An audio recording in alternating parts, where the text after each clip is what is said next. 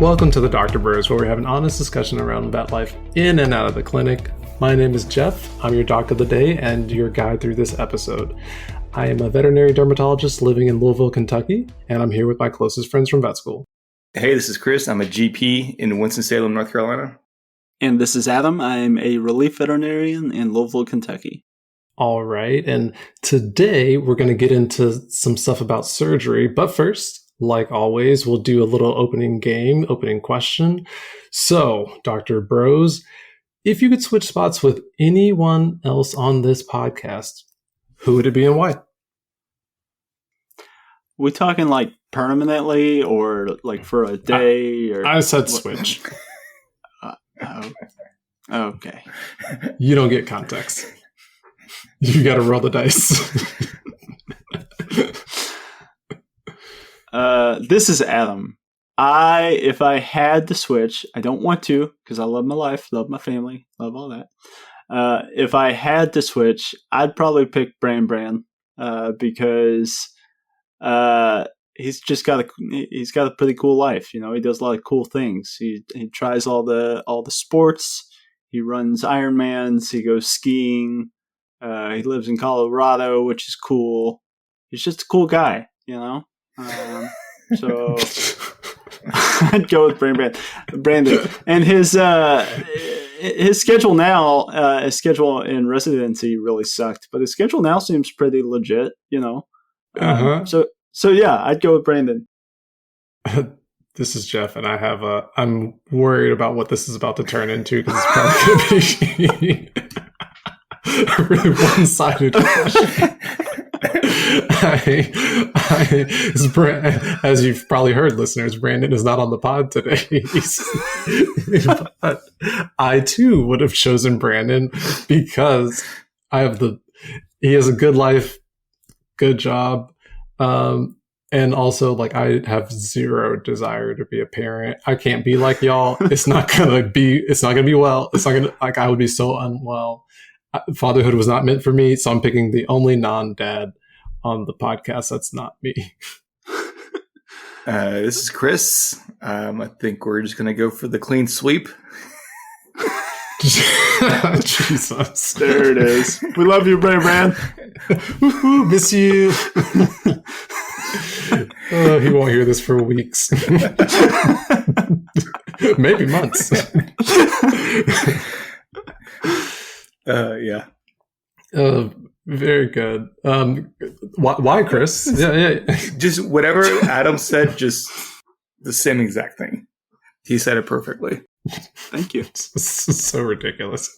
So, getting into this episode, we realized that we haven't talked much about surgery on its own and kind of the ins and outs of what it looks like at the clinic. So this would be a more clinical type episode.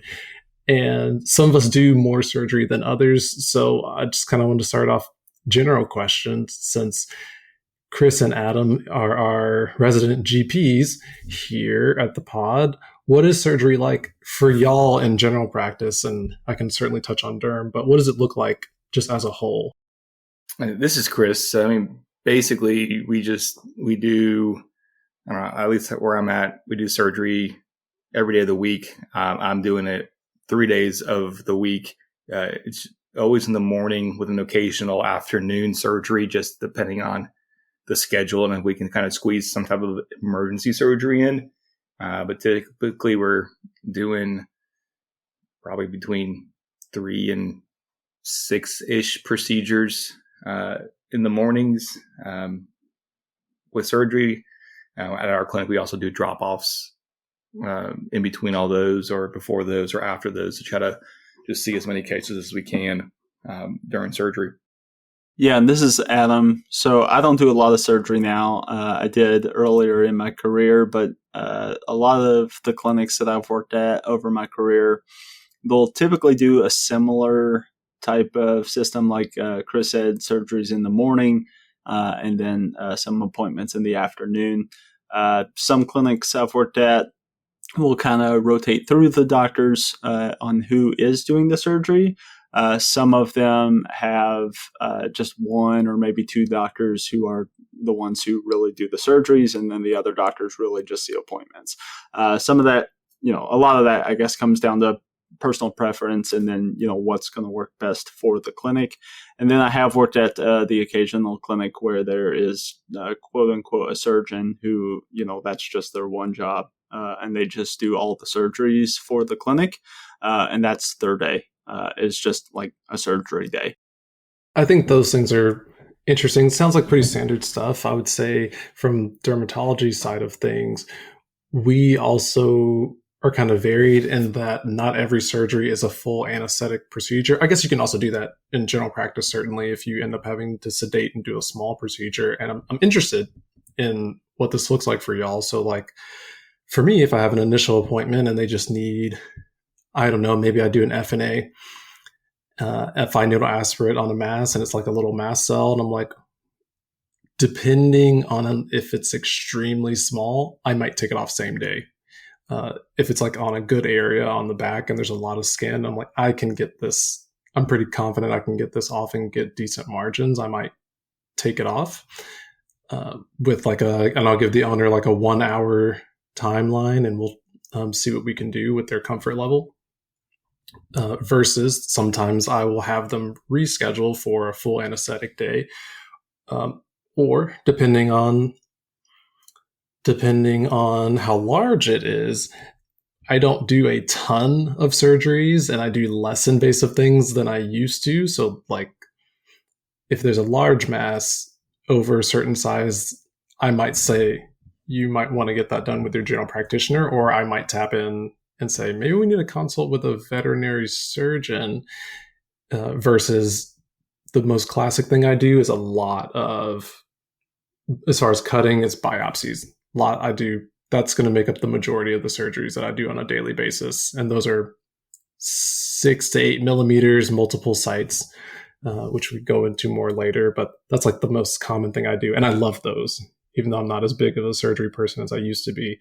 But since I'm curious now that I kind of breached that question for y'all, tell me about like how often you do. So Chris, you said your clinic does every day, has surgery every day. Tell me about like the scheduling for that. Is that in the mornings versus how many appointments would you say on a weekly basis turn into like an on the fly procedure where you might just do something sedated and not full anesthesia? So typically I try to get everything if it needs sedation, or like if we need like sedated x-rays or something just to do with sedation, then I might try to do that like during my surgery days in the morning. So I might just have them reschedule or come in the next day for me. But I know some of our doctors will just do those same day. It just depends, it's up to the doctor for those things there, and also up to the client if they're able to leave them there.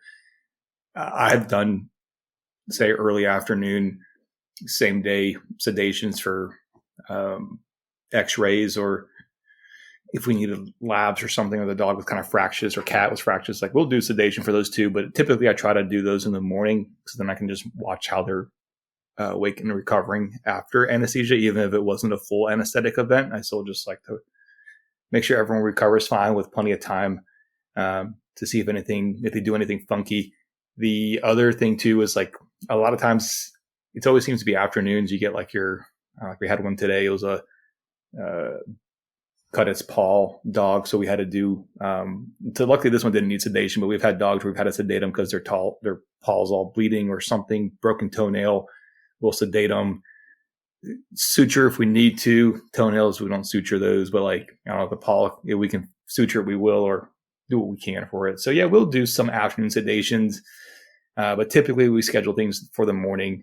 That's just, it's how it works for me, easier just to workflow it wise while we're sedating it. And then, but basically that's it. We just try to do the surgeries. Usually I come in first thing, we'll kind of figure out what our surgery schedule is, figure out which procedures we're going to do first and which one's going to be last, and then just tackle it from there. That's kind of how we just roll with it. Very good. And I think that's interesting as far as, I think it's doctor dependent and clinic dependent on your team, like what you can do on the fly. Like some people will do like laceration repairs under Dextomator, maybe Torb, versus if you're fully booked, it's not reasonable. I have a lot of colleagues and other dermatologist friends who they do zero on the fly procedures, and they're like, no, we have to get you in for a dedicated day, and that's what works best for them and their team. What about you, Adam? Yeah, so the clinic that I work at the most has a full-time dedicated surgeon. And usually her surgery schedule is, she has a little bit of wiggle room in there. So say we had something come in that turned out to have like a laceration that needs to be stitched up, or even a more severe surgery like a pyometra or a foreign body or things like that. Typically, I can kind of transfer that to her. Sometimes even things that are kind of, do you consider it surgery or not? But like a block cat, it's like I can take it in, diagnose it, and then kind of transfer it to her for sedation and unblocking while I continue to see my appointments, and then kind of transfer it back to me for the aftercare. So, that's convenient for times like that. I'm lucky to kind of have that in my back pocket. A surgeon to where I can kind of refer same day quickly like that if need be. But yeah, that's the biggest thing for me, is just kind of having that in my back pocket. A lot of the other surgeries, if we're talking mass removal or, other things that can wait, we'll typically wait and schedule those out, or schedule a consult or something like that. Yeah, I think that's fair, and a really cool setup that you have, that you can have somebody do a procedure, transfer to you later, I think is an uncommon, really interesting concept. And another question I had, this is more of like the meat, I think, of what I'm interested in. And I'm going to call out Chris because he is definitely the one on the pod who does the most surgeries. But I'm interested, the questions for both of you though, like what types of extra CE training have you done? And what type of surgeries do you like to do? So this is Chris. I've done quite a lot of CE training right out of vet school. I did a fracture repair lab within the first couple months out of vet school it was VMX at the time, or whatever, I forget the name of it, but the big one in Orlando.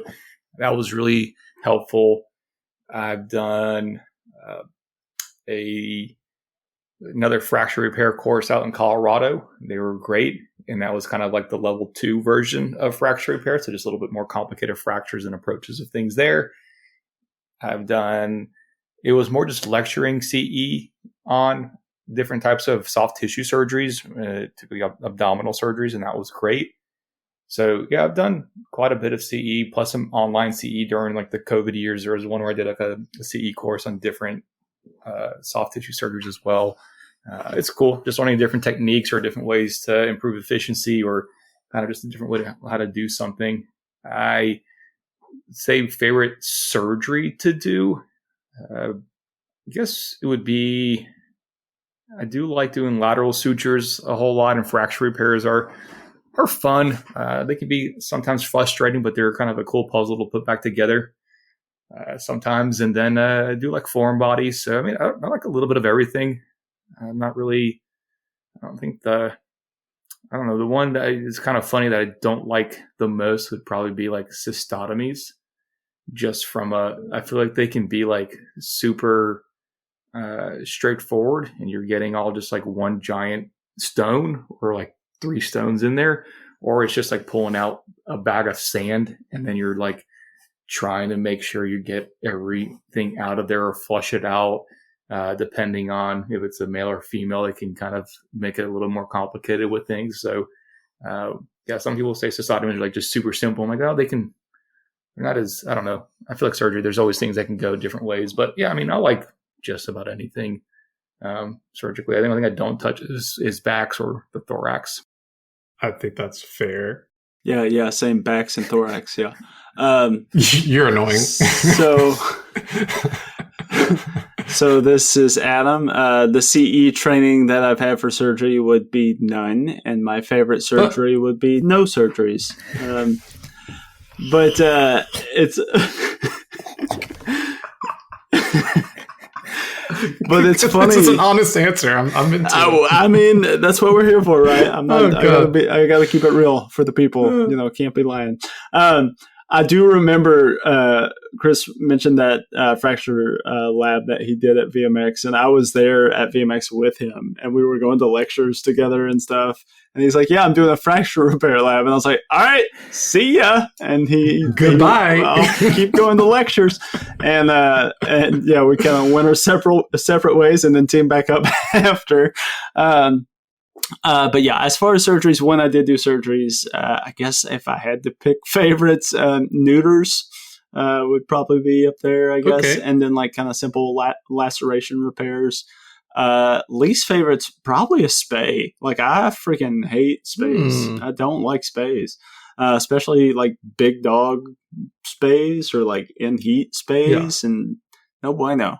But yeah, some laceration repairs. I can get down with. I haven't done a ton of different types of surgeries. I've done like a limb amputation. I've done a cystotomy. It was mostly spays and neuters when I did surgeries myself, but and simple laceration repairs, that sort of thing, mass removals, that sort of thing. But yeah, so this is really funny. So I like the dynamic that we have between like extreme surgery man, does extra CE, real go-getter. Like Chris is like, in my mind, the type of person that you would want as your GP if there are... Hey. I'm going to finish my sentence. If you are looking for somebody who cuts a little bit more, and then Adam, you're more of the medicine-minded person. Not that Chris can't manage those cases, but like that's what I kind of see in my mind. I'm like, well, what do you have like natural talents for? Like in my mind, as far as for extra CE training for me, I haven't had as much dedicated surgical training as Chris has. I mean, the great paradox of when you specialize is in my rotating, I did get a tremendous amount of time under surgeons. So I felt like I got kind of, it reminds me, Chris, of when you mentioned you went to some CEs that were more lecture based. That's what it kind of feels like, except more hands on, because I felt like I got really good at explaining how surgery, the general basics of how surgery would go to a client, but I'm not going to do it. Like I'm not doing a TPLO. I'm not doing a back surgery.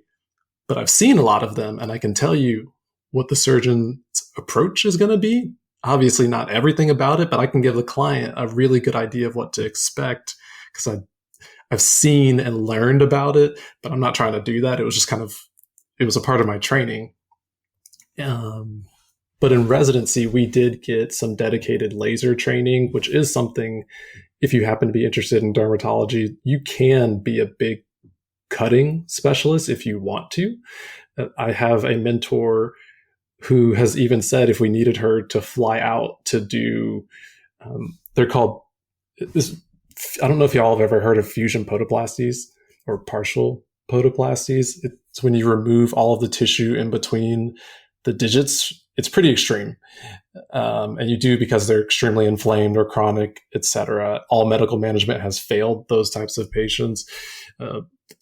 The person I'm talking about is one of my mentors, a full dermatologist, but like she's great at surgical procedures and has worked under surgeons. And I'm like, you're more of a surgeon than I'll ever be. But I just love that flexibility with my specialty in particular. Other things that I'm interested in about the surgical world would be, for y'all, what's like, and Adam, I know that you don't do all these surgeries, but like in your it's so funny to me. I'm trying real hard to answer. It's so really funny. In y'all's, I'll say in y'all's experience, so you or other doctors that you've worked with, what is a normal amount of surgeries and types of surgeries on a routine day? And then what would be like a different fun outlier that you've seen people do? This is Chris. I mean, I think how many surgeries you do or like a routine surgery just depends on what procedures you're doing. Because if you're just, and then also like what you're good at doing, like if you have a surgeon who's done a bajillion TPLOs, like, yeah, that's his bread and butter. He can just crank those out, versus someone who's only done 2 TPLOs. Like, they're going to go way slower on that procedure because they just want to make sure that they're doing everything and they're kind of just going through it. So I think that plays a factor. I mean, like, I don't know, dog neuters versus cat neuters. Like, we can crank those out and then do a decent amount of those procedures efficiently and quickly, and everything's going to go just fine. Versus spays, versus, and like Adam alluded to, like doing a spay on a Great Dane or any 100-pound plus dog is going to go way different than doing it on a Chihuahua. So like that's going to change your time frame things too. So I mean, I say a good surgery day is about, I mean, at least in GP, is about 3 to 4 in the morning. That's a pretty good, it's a solid surgery day. That also just depends too, like dental cleanings, extractions, all that stuff too is technically included into your surgery days too. And those can be super straightforward, where you just clean the teeth, take x-rays, and you're like, hey, there's nothing else to do, and you wake them up. And then there's other ones where there's, hey, we need to do like 15 extractions, or if you're a clinic where you can split them up and do just the teeth cleaning and the x-rays, and then, hey, we're going to come back now and do a treatment plan to tell you, hey, these are the teeth that need to come out in the future. So again, it just depends on your clinic's dynamic of things. So yeah, but I'd say, I don't know, I see for us about 3 to 4 is pretty good. Yeah, and this is Adam. So back when I was doing surgeries, that's probably about what I was doing, 3 to 5-ish, somewhere in there in the morning, and then appointments in the afternoon.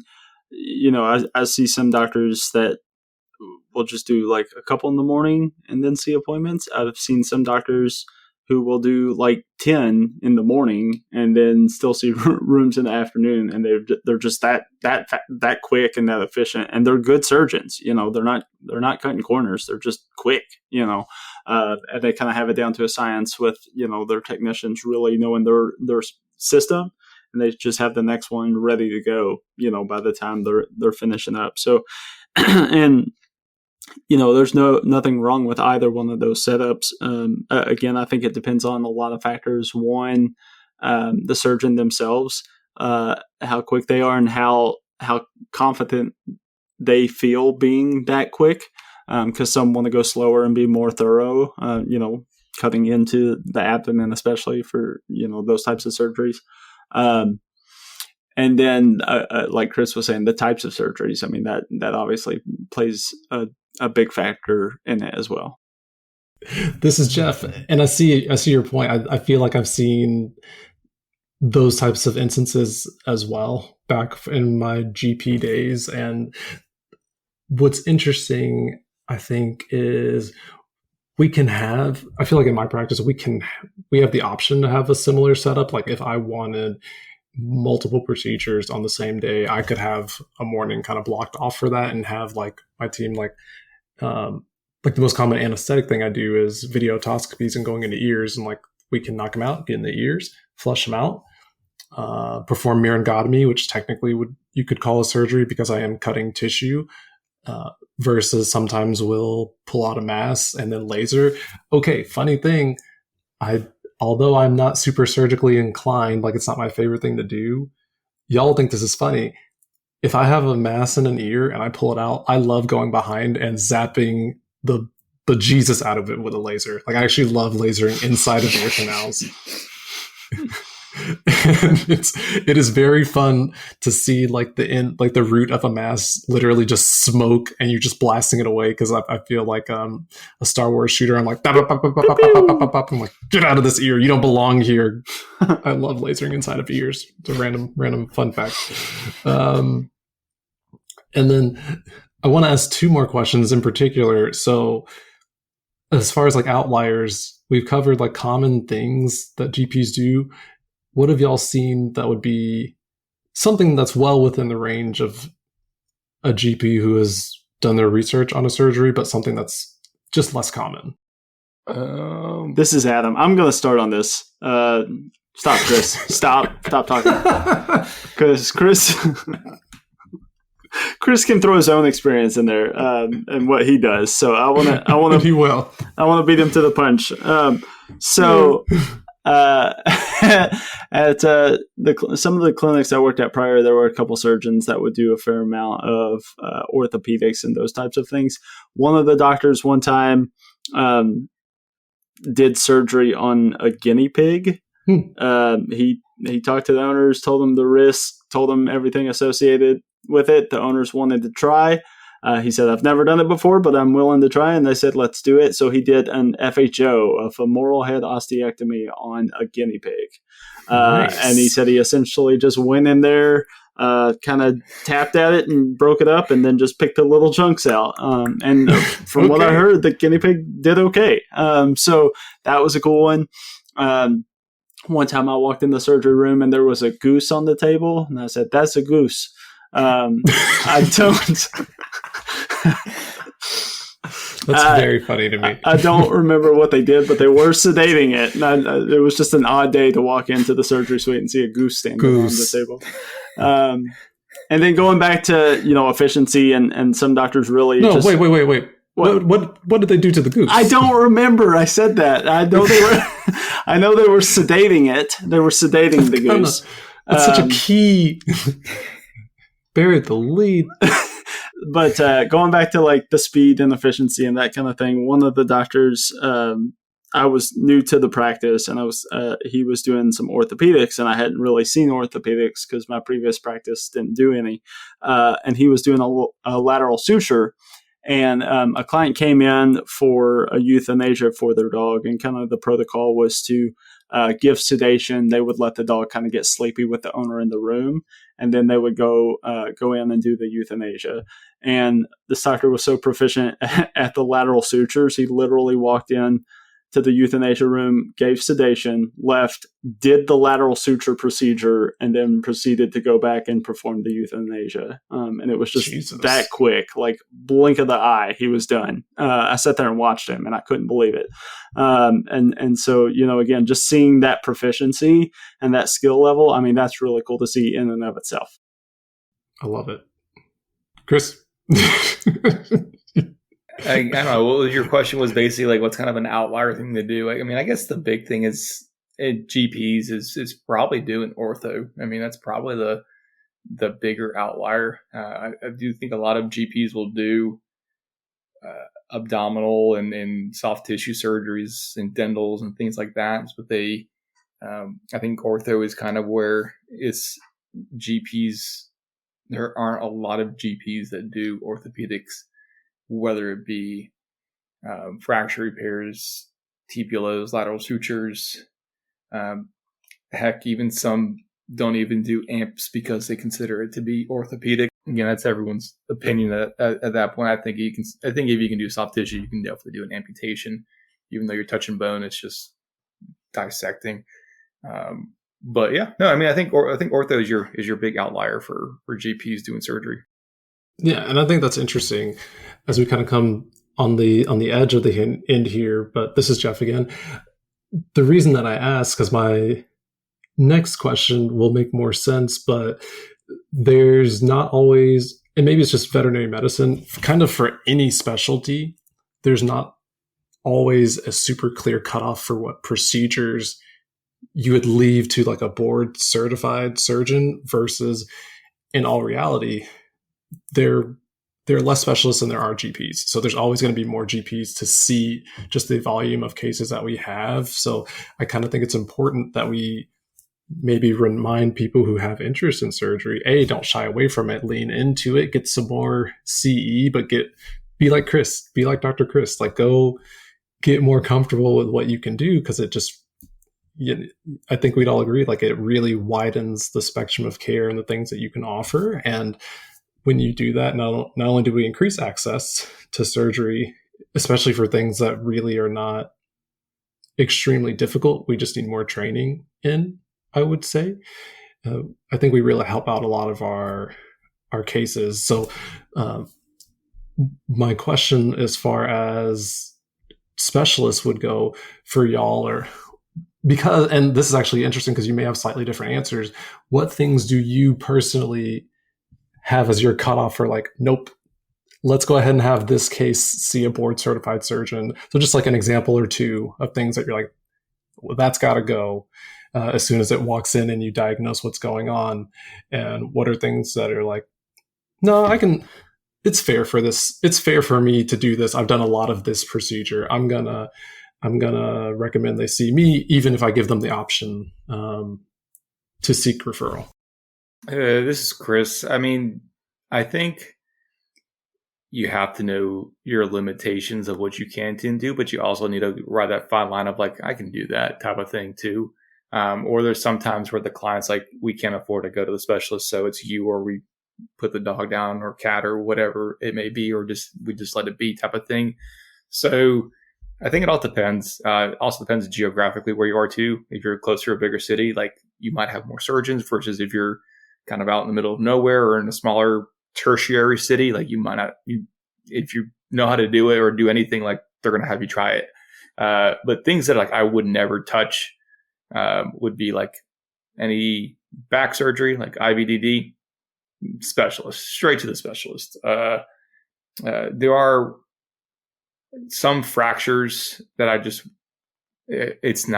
don't have enough experience with it. So I would send those to the specialist for them to do, just because it's going to be there. They will be a little more proficient with it if it's kind of a more complicated or unique fracture. So there are some that we just will pick and choose.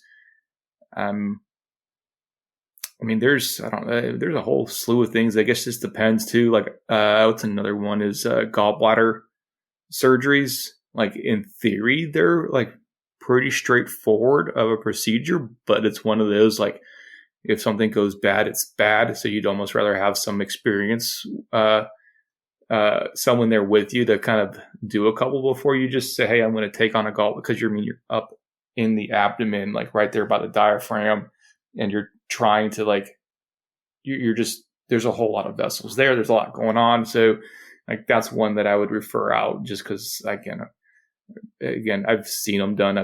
I know what they're to do for those, but one of those, like, I haven't done one personally. So yeah, I would refer that out. So yeah, there's a whole lot of surgeries that I wouldn't do. And there's a whole lot that I would do that other people wouldn't do. It's just your different comfort levels. Like JT and I did an amputation in vet school on Indy. Like that was just something that we did then. Yeah. And then like, I don't know, it's just your different comfort levels. I know Adam wouldn't do the fractures now. I'd probably, if we worked together, I'd make him do it with me. Just to do the surgery together. Block your morning. Hey, we're going in on this, buddy. I'm an excellent holder. Hey, you know how to work a screwdriver, right? All right.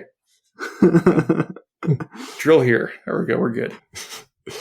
What about you, Adam? What do you... The only thing I'd add, I know Chris said a lot. If I did surgery, or send everything. With surgery. Well, with where I'm at now, it's looking at it and saying, "Will our surgeon do it?" And I've gotten pretty good at knowing what she will do and what she won't do. And if I don't know, I ask.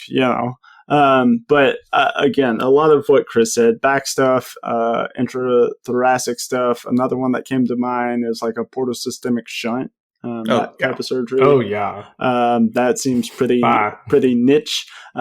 So you can get on out of here. And then other, there's some that are like really case by case basis. Like the other day I saw a cat that, had a mass on its like cranial neck area, and I don't know, maybe like golf ball size. So not a super huge mass. And it was a young cat. But it was like right on top of the jugular, like at the jugular. And the owner had told, like the cat wasn't even there for that. It was there for something else. And the owner told me, she's like, look, we've had this looked at. I've been to the specialist. They've taken samples of it. They say it's benign. They've told me they will take it off, but it could kill the cat. So she said, I'm just leaving it. So even the specialist was like, that's risky, and the owner's like, I don't want to do that. So you're going to have a hard time finding a GP that would touch something like that, even though it's like theoretically a small mass. I mean, location plays a big factor too. So, a lot of different factors in it all. But yeah, typically it comes down to what I know my surgeon will or will not do. And if I don't know, just ask her. This is Jeff, and I think that's a perfect answer. I'd say really briefly the stuff from derm, just off of the things off the top of my head that I tend to send things away for would be like full ear canal removals, a Tikabo. I'm not doing that. I'm going to let a surgeon do that. And then especially large masses, if I'm going to make a judgment call and say like, whoa, even my best GP friends who I literally, Chris, he's right here. I'm like, if Chris wouldn't touch this, I'm probably not going to send this back to a general practitioner. I'm pretty certain you're going to want a surgical consult. So I kind of use my best judgment for like, I'll be like, you can ask your GP, but this might be the type of mass that you want to have a veterinary surgeon consult for. So I just kind of make my best judgments for those, but definitely ear canal removal is probably going to be the biggest. So last question of the day, slightly an icebreaker, but kind of slightly on topic. Wanted to know of you all, and I might know the answer to some of this, but have you ever had a surgery on yourself? And what was your experience with it as far as like human medicine? This is Chris. The last surgery that I had, you guys were kind of there for. I broke my clavicle, or it separated, and I had to get that repaired. Yeah, so I dove for a frisbee and ultimate. I thought I was still in shape in vet school, and dove pretty hard. And I thought, you should slide, but I stuck the landing, which I shouldn't have stuck the landing, and my shoulder just separated. So yeah, I separated my clavicle. That was like right before finals, right? Is when that happened, and then I think we had a test that Monday or something. I don't remember. That was a crazy time. Shun was there. Yeah, that was. I remember it was being bad. Yeah. And then I got surgery. I got surgery right after finals, first freshman year. That's what happened. Yeah, so that was fun. So I got a nice little scar there. Broken a few other bones. Broke my face, my nose, orbital. So yeah, I've got hit with the baseball. Not the moneymaker. Yeah.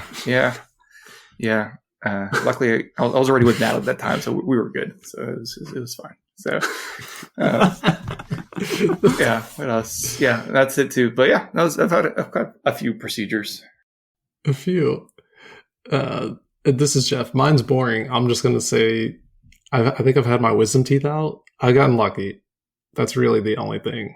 Yeah, I have not had that. This is Adam. I was going to say the same thing. Like, I haven't broken, knock on wood, haven't broken any bones or anything. I did have a little mass on my hand that was there for like 2 years, and Allison's like, you got to get that looked at.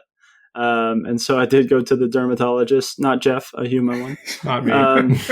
And they did. I can biopsy that. They did a little biopsy of it, and it came back, and it was honestly some word I've never heard of, but it was some kind of like inflammatory growth. It was benign. You got to send me that. And then they're like, you can come back and get it removed, but it literally like flattened out after that. So the biopsy was essentially a removal. There's like a little scar, but it's flat, so you can't even tell it was there. So that's all I got. Send me your pathology report. I don't even think I got one. They just told me on the phone. It's probably in your portal. Well. Thank you once again for joining us on the Dogtor Bros. If you would like to support us, please share this episode with others who may be interested in today's topic, and leave us a 5-star review on Apple Podcasts, Spotify, or wherever you listen to your podcasts. Would you like to influence our next episode? We love hearing your opinions and thoughts. Your comments may be our next topic. Please leave us suggestions via email at thedoctorbros@gmail.com, DM us at thedoctorbros on Instagram, or leave us comments on our posts. Again, this is Brandon. You can reach me at Dr. Mason IM on Instagram. And this is Chris, and you can reach me on Instagram at dr.chrishernandez. And this is Jeff. You can find me on Instagram at DermDrJeff, DermDogtorJeff. And this is Adam. You can reach me on Instagram at Dr. Adam DVM. That's DRADAM DVM.